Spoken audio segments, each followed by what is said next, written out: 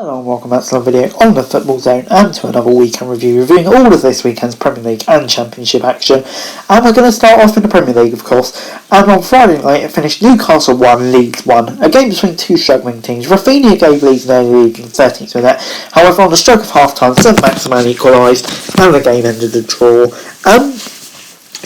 This was quite an entertaining game actually for two struggling sides. I would probably say draw is probably a fair result. Maybe if you had to pick a winner it would be Leeds, but yeah, the draw doesn't really help either. But moving on, it finished Wolves 0, Brentford 2 at Molineux. Tony, from the penalty spot in the 28th minute, gave them the lead before he had another goal, but it was disallowed 2 minutes later in the 30th minute. However, in the 34th minute, Mbeumo scored. And that sealed the win. Baptiste was sent off in the 64th minute. But yeah, on the whole, a great result for Brentford. I wondered if they were tailing off a bit, but yeah, they really picked up here. As for Wolves, yeah, certainly going to put positive, but this was really bad. Moving on, Norwich 1, Watford 3 was the score at Carrow Road. Dennis in the 17th minute gave Watford a lead before Pukki equalised in the 35th minute, but goals in the second half, both from Ismaila Sarr, gave Watford the win. And yeah, this was quite a comfortable win, I have to say, actually. Watford played well here, but for Norwich, after the tough games you had, no one was surprised they came away with 0 points.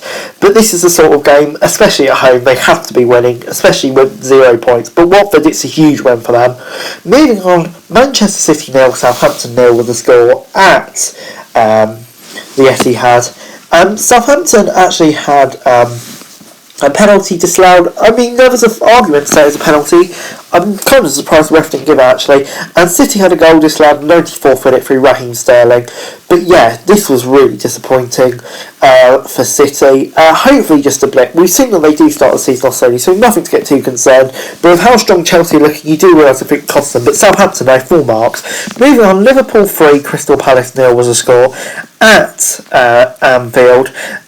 Goals from Sadio Mane and Salah and Keita sealed the win. And yeah, this was a solid enough performance from Liverpool. They're looking really good, I have to say, at the moment. Palace, it's a shame, but I think on this day they were just outclassed by a better side.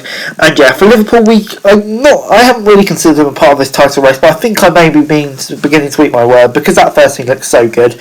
Moving on, it finished Burnley 0, Arsenal 1 at Turf Moor. The only goal of the game coming in the 30th minute through Martin Odegaard. And yeah, this was a good win for the Gooners.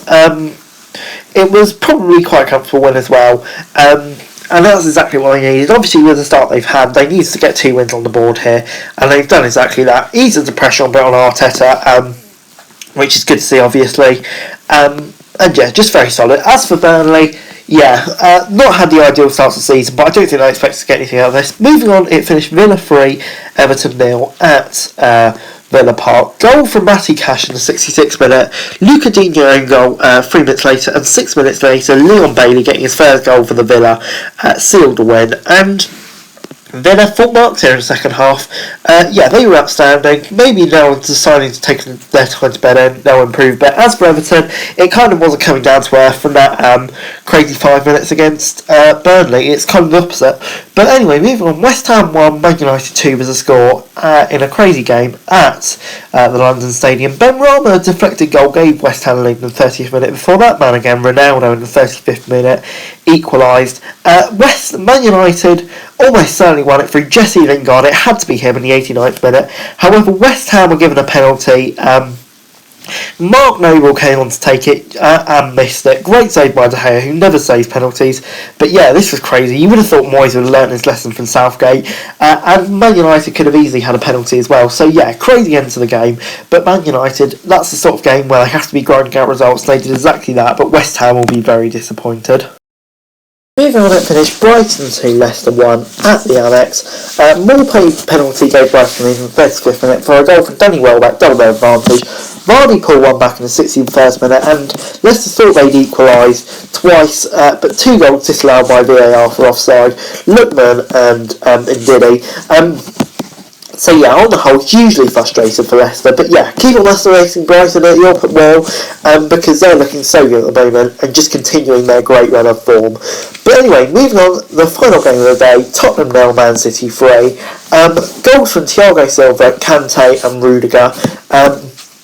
Yeah, Chelsea in the second half, they were just absolutely outstanding against Tottenham, who, yeah, we know from the first few games of the season they're not a bad side at all, and they absolutely turned them aside. Just so impressive, and yeah, with the way it's going at the moment, I think I'd have to consider Chelsea my title favourites, to be honest.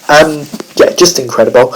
But moving on to the Championship now, it finished Hull 1, Sheffield United 3. Billy Sharp with a goal in the 17th minute, before in the 44th minute he also missed the penalty. However, 2 goals in the second half from John Egan gave Sheffield United a 3-0 lead. King Lewis Post did pull one back, but yeah, Sheffield United a fairly comfortable win in the end, and yeah, they're up to 15th now. Hopefully they're starting to find a bit more consistency in terms of results, so hopefully their season starts to build up. As for Hull, yeah, it is starting to get a bit concerning. Moving on, Barnsley 0, Blackpool 0. Barnsley 0, Blackburn 0, so was the score at Oakwell. Yeah, this was quite an even game. Probably Barnsley had the majority of the game, but yeah, just couldn't make it count, and I think both teams will be happy with that. Barnsley, yeah, obviously they've not had it going their own way under Marcus Schropp at the moment, but yeah, still a work in progress. Blackburn, though, on the whole, they've had a pretty decent start to the season, but Oakwell is a tough place to go, I would say. But moving on, Cardiff 0, Bournemouth 1 was the score at the Cardiff City Stadium. Bournemouth, the only team in the top 11, I think I saw something like that, coming into the day to win, which is just an absolutely crazy stat. And it was a goal in the 54th minute from Philip Billing that won the game. And yeah, you have to say they deserve this fully, and yeah, they're really starting to build a good side under Scott Parker up to top of the league. Performances have improved massively, obviously very positive time to be a Bournemouth fan. As for Cardiff, they were quite disappointing here, just no consistency at all. But anyway, moving on, Derby 2, Stoke 1 was the score at Pride Park. Goals from Baird and Davies in the first half, and Derby gave them a 2-0 lead.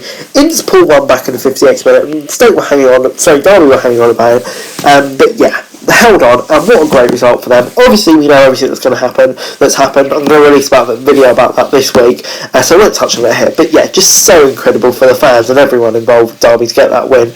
As for Stoke, that's a really disappointing result. They had to be winning that sort of game, really. Moving on, it finished Fulham 1, Reading 2, in possibly the most surprising result of the weekend at Craven Cottage. Ovie Ejaria gave Brendan a lead in the 19th minute, and doubled that advantage in the 53rd minute. Fulham pulled one back 5 minutes from home, but it turned out to just be a consolation goal, and Reading held on to a surprising win. That's 2 wins on the trot for Reading, 7 points in line, so yeah, it really starts to feel like they're starting to turn a corner, even with this surprising result. Fulham, yeah, starting to creep into dodgy results, nothing to be too concerned about though, I would say. But moving on, Huddersfield 0, Forest 2 was the score at the John Smith Stadium. Grabban and Nichols with the own goal.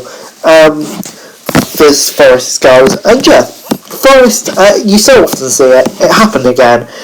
Great result for them. Hopefully they can build on that. Steve Cooper coming in as manager, I think it's a good appointment. However, I do have some reservations, but on the whole, I think it's probably the best they could have done.